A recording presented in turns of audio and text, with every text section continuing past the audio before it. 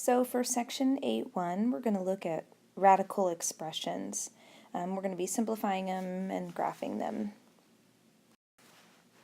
So let's talk about what a radical expression is. Well, the square root of 36 is 6, and everybody knows that, but equally, 6 squared is 36, and that's where that comes from. Vice versa, if we looked at cubes and fourth roots, cube root of 8 is 2. What does that mean? It means 2 cubed equals 8. The fourth root of 16 equals 2, and that means 2 to the fourth root equals 16. In other words, this index represents this exponent over here. Now, let's take a minute and talk some vocabulary. The little number that's sitting out here is called the index. If it's a square root, a lot of times we don't write the 2, but anything above a 2 will actually have a number there. This symbol is called the radical sign. I'm sure you've seen that.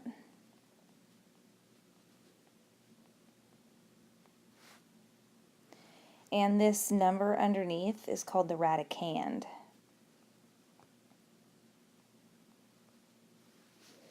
So we've got the index, the radical sign, and the radicand.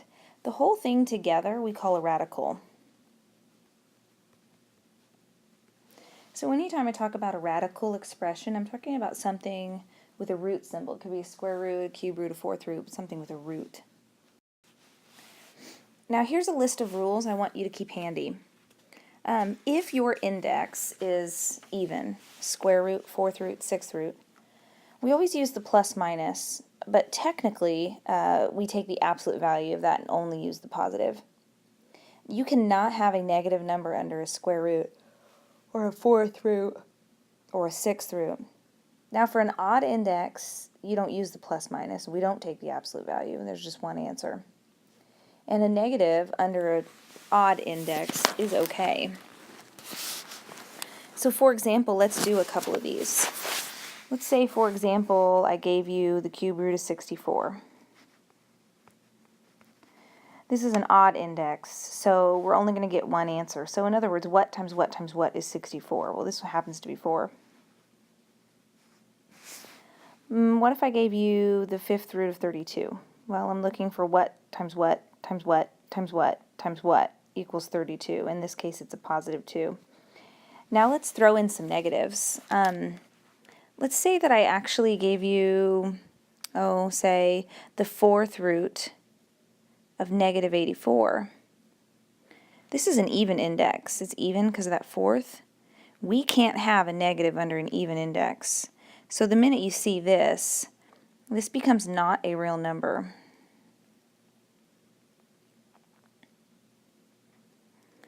I'm going to squeeze another row down here.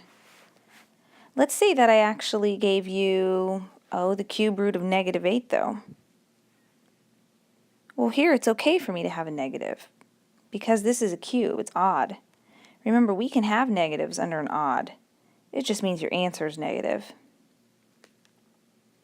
What if I gave you a fraction? What if I gave you the cube root of 8 over 27? Well, in this case, you take the cube root of the top over the cube root of the bottom. In other words, that would just be 2 cubed.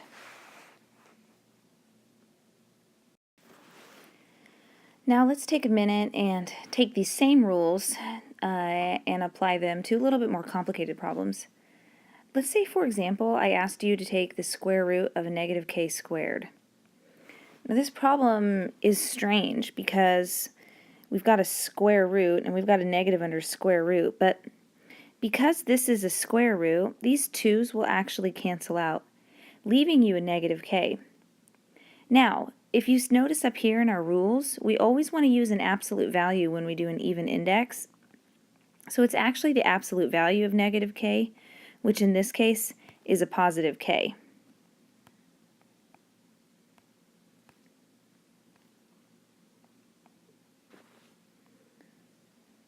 Let's look at another one. Let's say that I gave you, the sixth root of negative 3 to the sixth. Well, remember, I know there's a negative under that sixth root, and that seems strange because it's a sixth root, but those 6's will actually cancel themselves out, giving you absolute value of negative 3 or a positive 3.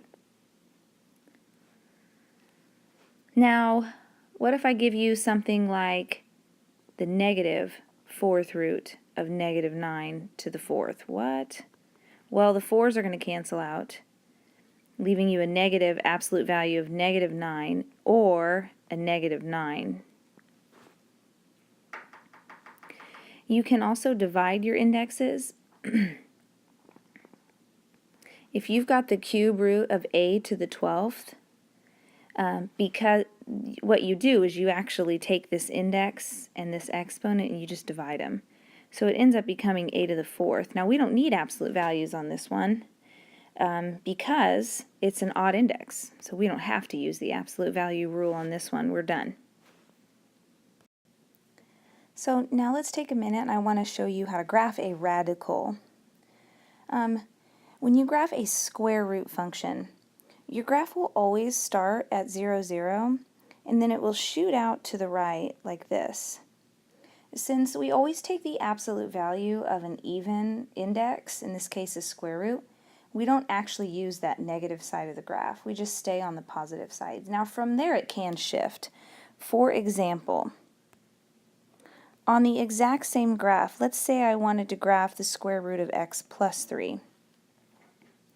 If I want to graph the square root of x plus 3, I need to take into account this shift right here. Now when we pull that 3 or rip that 3 out of the square root, I want you to think about it as changing the sign. So when we rip that positive 3 out, we have to change the sign. That's going to be a shift to the left 3, not to the right 3. So you would start at 0, 0 like normal, and then your graph is actually going to shift to the left 3, and then it's going to shoot out. So it would look something like this. So you can take a lot of different shifts when you graph these. Let's go ahead and graph a third one. Let's say that I actually give you the function square root of f of x, and then I put a minus 3 way out here. We need to take into account this shift now. Well, technically this shift is not under the root. Since that shift is not under the root, it's actually going to be an up and down shift. This was a left shift because it was under the root. This is going to be a down shift because it's not under the square root. And also because it's not under the square root, we don't need to change the sign. A negative 3 is a negative 3. So if I'm graphing this one, I would start at 0, 0 just like normal, and I would actually shift down 3 and then draw my graph. So you've got to take into account all your shifts and adjustments. Now let's look at a cube root.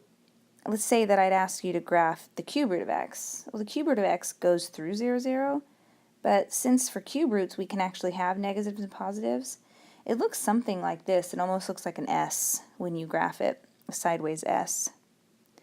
Now you can take shifts when you do cube root of x as well. So let's say, for example, I give you the cube root of x minus 2. So obviously we need to take this shift into account. Since this shift is under the radical, we are going to change this sign. This shift is actually to the right 2, not to the left 2, since we got to change that sign. So we would go through 0, 0 just like normal, but instead of going through 0, 0, we're actually going to shift that over to the 2, and it would look something like that. Likewise, just like we did on the last graph, that you can take into account shifts outside the root as well. Let's say there's a plus 5 way out here. Well, that plus 5 is not under the cube root, so I don't need to change the sign, first of all. And secondly, that's an up-down shift, not a left-right shift. Remember, this was a right shift because it was under the radical. This is going to be an up shift because it's outside of the radical. So instead of going through 0, 0, I'm going to shift up 5 and go through 0, 5, making that my shift.